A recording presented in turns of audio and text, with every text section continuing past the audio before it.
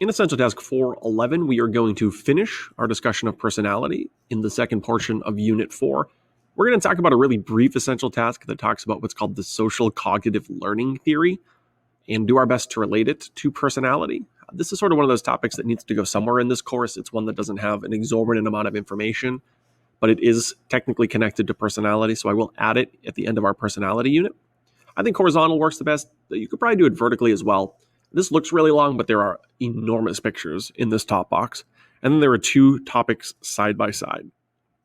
So I'll return back to the task text, allow you to copy down the portion in yellow. Again, it says horizontal, but you could very easily hold your paper vertically for this one too. We'll start, as we always do, at the very top and talk about a concept related to the term social cognitive. It's somewhat unlikely that you'll see the word social cognitive in relation to these topics on the AP exam. It's not impossible. It's just not overwhelmingly likely. Additionally, the individual that we're talking about right now is going to get a small letter C for this contribution to psychology. However, we're going to talk about him in what's called behavioral psychology, and he's going to get a key icon there.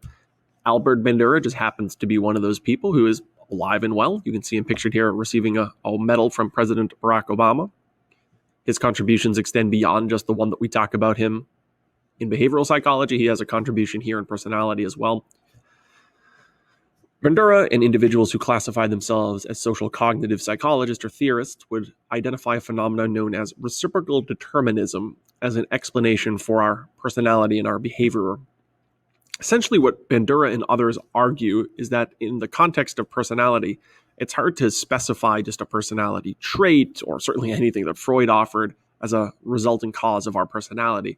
That our personality really, when you look at it, is a reflection of multiple variables, specifically three, that are constantly interacting with one another. And it's hard to kind of hammer down one single explanation or one single situation that explains our personality. And Bandura and others developed what's called reciprocal determinism.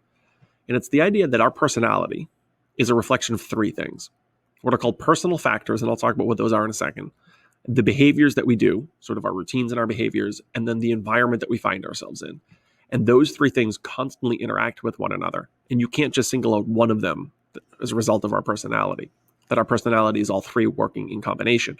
So I'm going to give you an example of this. You don't have to copy this down in full, but I do think it's useful to draw this circle with these three terms listed like this, because it's actually been done on the AP exam where they've shown you this diagram and asked you to identify what concept is being described. So we'll start all the way in the bottom right corner in the yellow and say behavior. Let's say as a routine, you just play a lot of basketball, right? You enjoy basketball. It's a behavior that you do.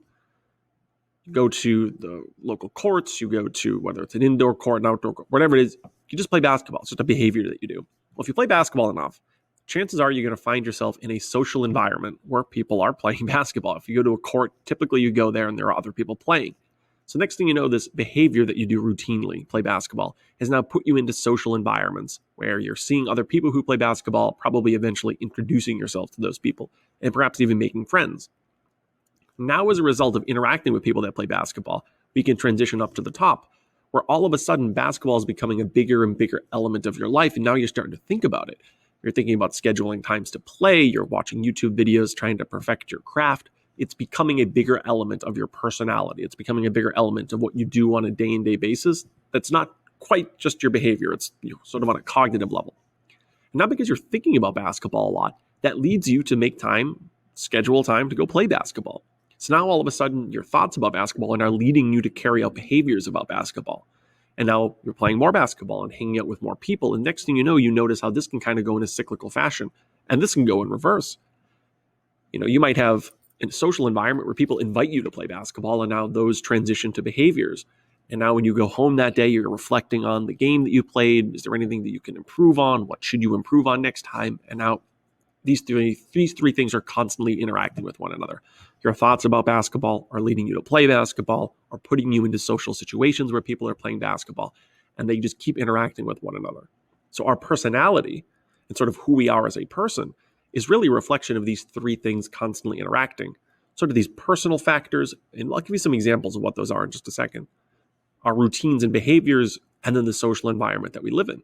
We could perhaps live in a part of the world where basketball is just not common, and that social environment ends up having a pretty significant effect here because You might play basketball, but nobody else does. And if you lack that social environment, are you really going to spend as much time thinking about it? And who you become as a person and your personality can be affected quite a bit in that situation by the social environment. I mean, this is silly. You don't have to copy this down, but this is really sort of a long-winded way, right? You think about basketball, so you play it. So now you're around people that play basketball. Now you think about it more, and you can keep cascading down. And I could write this forever and ever and ever, acknowledging that these three differing factors are constantly influencing one another. So the only one of these that's sort of not clear and obvious, right? Behavior, it is what it is. It's things that you do, your routine. Social environment is what it is. What exactly do I mean by personal factors? So here are some examples of personal factors. One is called the locus of control, and other is identifying what are called explanatory styles. When we reference locus of control, there are two different types of locus of control. Typically on the AP exam, they'll identify the type of locus of control that they want you to write about. For example, in an FRQ, it'll either say internal or external. They don't usually say broadly locus of control. When the AP exam references an individual with an internal locus of control, they're talking about someone who has that mindset that they themselves, through often hard work and studying and preparation, can control the outcome of things in their life. So, for example, if you are of the belief that your hard work and studying can translate to good grades, you exhibit an internal locus of control.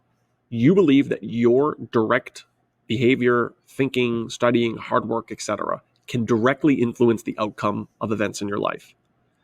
That if you prepare well, if you practice your, for example, free throw, that your free throw shooting can improve and your team can perform better in basketball games. That if you perform 30 minutes of studying every night leading up to a vocabulary exam, that you can do well on the vocabulary exam. That if you research a college or a employer that you're trying to apply to, that you can use that information, make those preparations, and do really well at the interview. That you have actual control over your life outcomes. On the other hand, there are people that exhibit an external locus of control who are more on the mindset that life is a lot of luck. And yes, I can prepare. Yes, I can spend time studying, researching, whatever it might be. But the likelihood of me getting this job is more a byproduct of luck. Will the employer be in a good mood? Will I be interviewed with other people who are more qualified? Like, it's all luck. Why spend the time preparing? That life is more a byproduct of luck and chance than things that I have direct control over. Like, sure, I can study a lot for this exam, but at the end of the day, if the teacher picks questions that are unfair, like, it's all luck. Does it really matter how much I prepare? That mindset is called an external locus of control.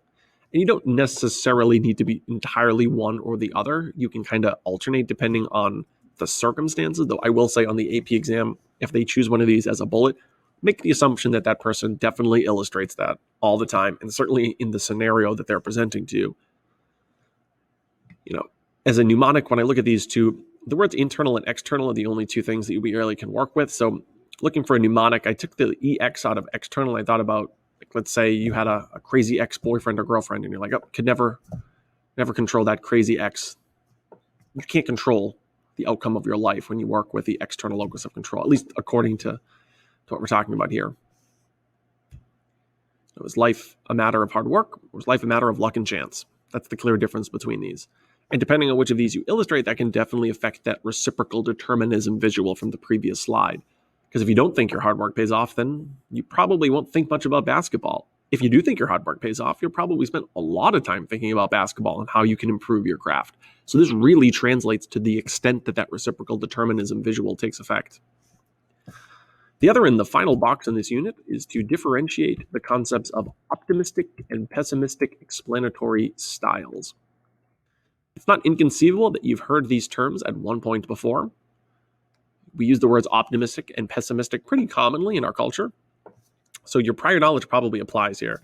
An optimistic explanatory style is when an individual has sort of a positive outlook bias, is how I describe it, meaning they typically look for the silver linings, even if the scenario is undesirable.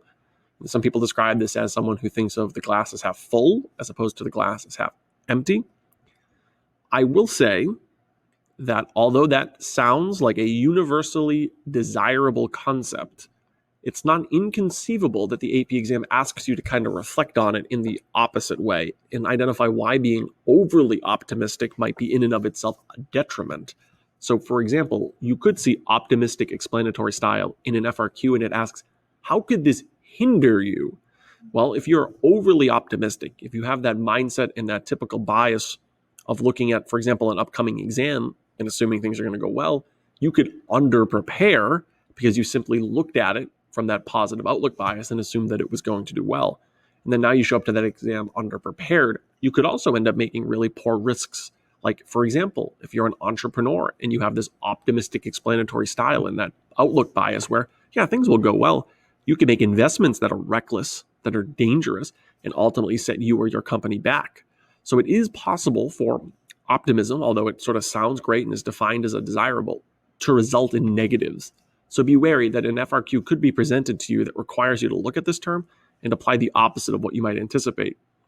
The other end of the spectrum, the pessimistic explanatory style, is having sort of that opposite. It's a negative outlook bias, assuming things could go wrong, looking at the glass as half empty as opposed to half full, not looking for the silver linings. This one, I guess, on paper sounds like an undesirable quality or an undesirable personal factor, but you could conceivably actually see an FRQ bullet that asks you why this could help you on an exam. And if you sort of have that negative outlook bias and assume things are going to go poorly, that might require some really significant studying in order to alleviate that pessimism. So, for example, you could exhibit some really energetic efforts to overcome what you anticipate to be an obstacle. And next thing you know, you've prepared a ton for an exam. And that pessimistic explanatory style has actually been used to your benefit. There have been studies that have shown that pessimistic explanatory style in and of itself isn't somehow the end-all be-all. As a matter of fact, individuals that exhibit this very oftentimes can exhibit this really energetic effort to overcome an obstacle, as I alluded to, and end up performing quite a bit better than someone who has an optimistic explanatory style. So you could even see these bullets approached in either direction. It's really dependent on the scenario, but do be wary that I know the definitions themselves. It seems like one is clearly good, one is clearly bad. You go another level, though, you can easily flip them depending on how you describe the scenario in the FRQ bullets.